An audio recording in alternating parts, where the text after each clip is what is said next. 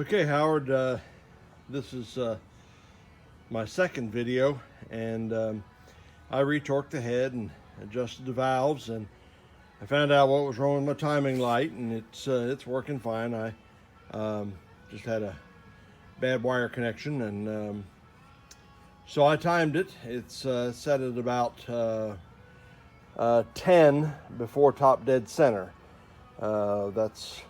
That's a pretty good setting for this engine and the way the cam and everything is set up. And so I ran it just for a few minutes this morning, not very much. I wanted to do a compression check, and so I got the cylinders at least warmed up and the oil lubricated around a little bit, and then I did the compression check. Number one was at 185, number two was at 200, and 3 and 4 were both 185. Of course, it hasn't been run long enough, nearly long enough, for it to have, for the rings to have seated properly. And there is a way to do that. You need to be sure to run it a moderate speed. I wouldn't try to overspeed it, like when you're winding it out between gears. I would keep it at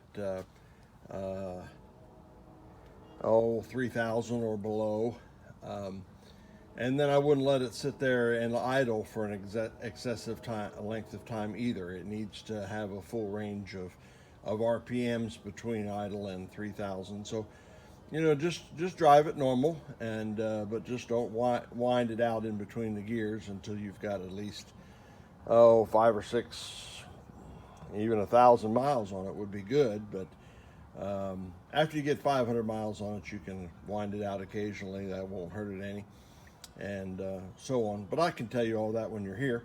I wanted to let you hear it run, and I'm very pleased with all the parameters, the oil pressure and the water temperature it holds, and the compression. I think you just have a really good solid engine here with some performance. I think you'll notice a huge difference. So I'll let you run it. I'll let you hear it run. Here you go.